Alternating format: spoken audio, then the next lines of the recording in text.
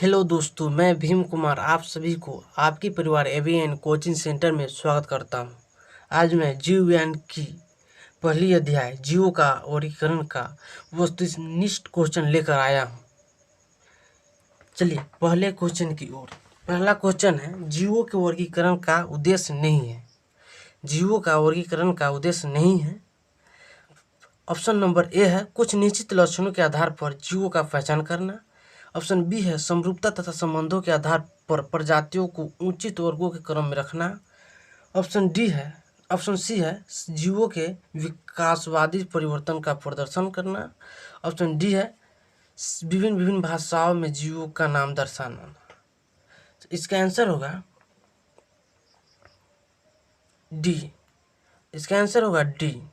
चलिए question number दूसरा, वर्गीकरण विज्ञान का जनक किसे कहा जाता है? पहला ऑप्शन ए है अरस्तु। ऑप्शन बी है हिप्पोक्रेट्स। ऑप्शन बी है कैरोलिनस।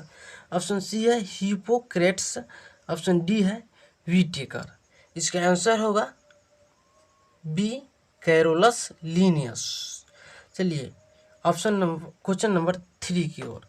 जीवों के वैज्ञानिक नामकरण की पद्धति है। ऑप्शन ए है द्विनाम पद्धति। ऑप्शन बी है बहुनाम पद्धति। ऑप्शन सी है संघ पद्धति। ऑप्शन डी है वर्ग पद्धति। चलिए इसका आंसर होगा ए द्विनाम पद्धति। चलिए क्वेश्चन नंबर 4 की तरफ। जीवों के वर्गीकरण की आधुनिक प्रणाली में सबसे छोटी इकाई है। ऑप्शन ए है वंश। ऑप्शन बी है कुल। ऑप्शन सी है जाति। ऑप्शन डी है संघ। इसका आंसर होगा सी। इसका आंसर होगा सी। इसका आंसर होगा सी। चलिए क्वेश्चन नंबर 5 की तरफ। 5 जगत वर्गीकरण प्रणाली प्रस्तुत करने वाला वैज्ञानिक था। 5 जगत वर्गीकरण प्रणाली प्रस्तुत करने वाला वैज्ञानिक था कैरोलस लीनियस। ऑप्शन ए है कैरोलस लीनियस। ऑप्शन बी है हेकल। ऑप्शन सी है कैप्लैंड। ऑप्शन डी है व्हिटेकर। इसका आंसर होगा सी। इसका आंसर होगा सी। चलिए क्वेश्चन नंबर 6 की ओर। जंतुओं एवं पादपों के वैज्ञानिक वर्गीकरण से संबंधित विज्ञान की शाखा कहलाती है। जंतुओं एवं पादपों के वैज्ञानिक वर्गीकरण से संबंधित विज्ञान की शाखा कहलाती है। ऑप्शन है पदानुक्रम। ऑप्शन बी है वर्गीकी। ऑप्शन सी है अनुवांशिकी। ऑप्शन डी है आकृति विज्ञान। इसका आंसर होगा बी वर्गीकी। इसका ऑप्शन होगा वी वर्गीकी। इसका ऑप्शन होगा वी वर्गीकी। चलिए क्वेश्चन नंबर 7 की ओर। कौन सा जीव मुनिरा जगत में शामिल नहीं है? कौन सा जीव मुनिरा जगत में शामिल नहीं है? ऑप्शन नंबर ए जीवाणु।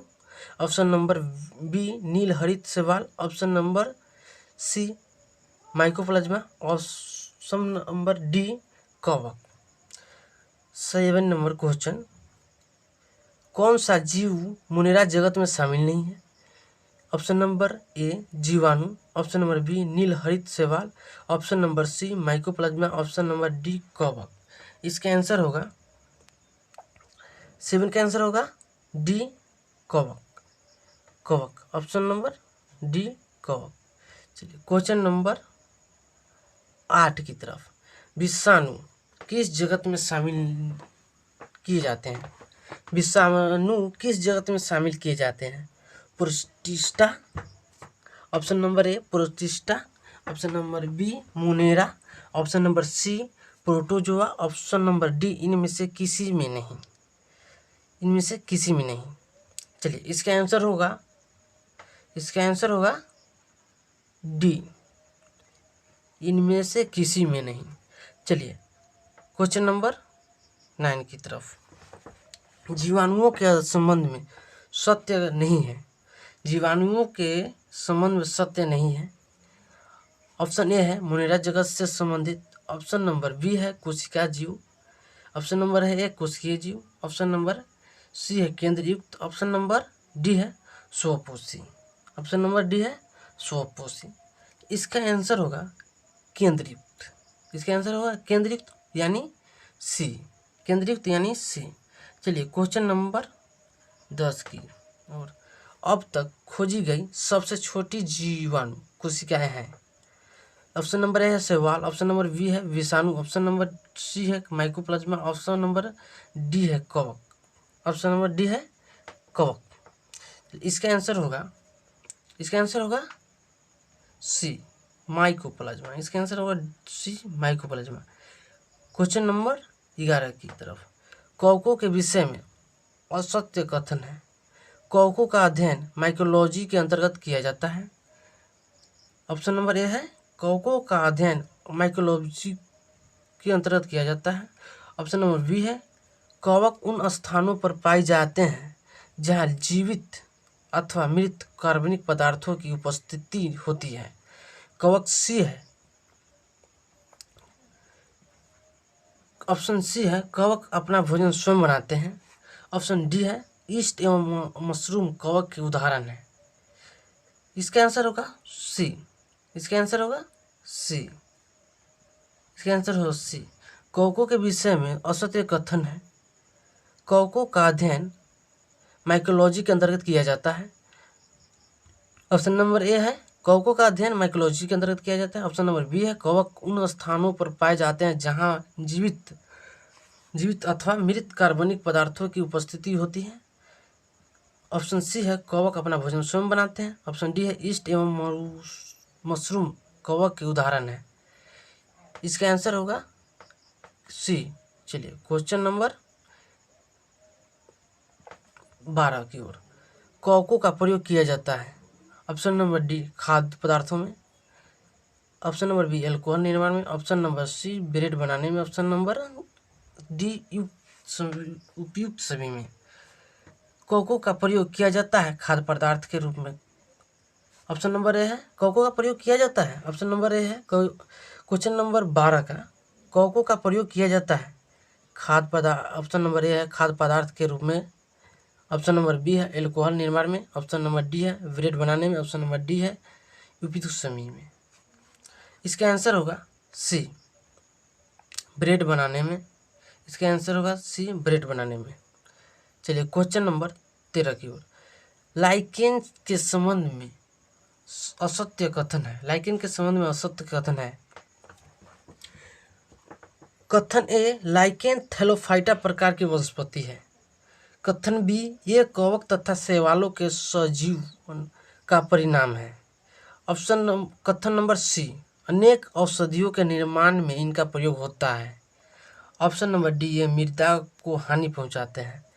13 नंबर का क्वेश्चन आंसर होगा ये मृदा को हानि पहुंचाते हैं। ये मृदा को हानि पहुंचाते हैं। चलिए क्वेश्चन नंबर 14 की ओर। क्वेश्चन नंबर 14 की ओर चलिए।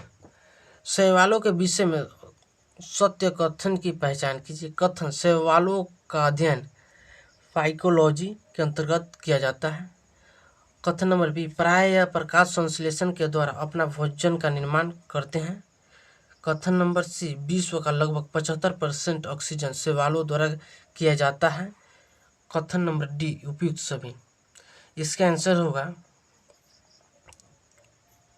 उपयुक्त सभी। इसका आंसर होगा डी उपयुक्त सभी। इसका आंसर होगा डी उपयुक्त सभी। चलिए क्वेश्चन नंबर 15 की ओर। लाल सागर को यह नाम क्यों दिया गया है? लाल सागर को यह नाम क्यों दिया गया है? ऑप्शन नंबर ए है अम्ल वर्षा के कारण। ऑप्शन नंबर बी है विशिष्ट शैवालों की उपस्थिति के कारण। ऑप्शन नंबर सी है इसकी विशिष्ट अवस्थिति के कारण। ऑप्शन नंबर डी है इनमें से कोई नहीं। 15 का आंसर होगा 15 लाल सागर को यह नाम क्यों दिया गया है? तो इसका आंसर होगा बी। चलिए क्वेश्चन नंबर 16 की तरफ। पादप जगत के वर्ग में पादप जगत के वर्ग हैं।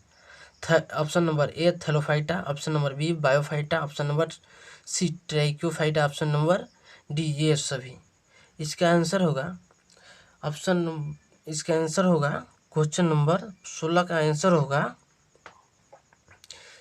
बी, डी, ये सभी 16 नंबर क्वेश्चन का आंसर होगा डी, ये सभी। चलिए क्वेश्चन नंबर 17 की ओर। थैलोफाइटा संघ के अंतर्गत शामिल नहीं है। थैलोफाइटा संघ के अंतर्गत शामिल नहीं है। शैवाल, ऑप्शन नंबर ए है शैवाल, ऑप्शन नंबर बी है कवक, ऑप्शन नंबर सी है सफेगनम, ऑप्शन नंबर डी है लाइकेन, ऑप्शन नंबर डी है लाइकेन। इसका आंसर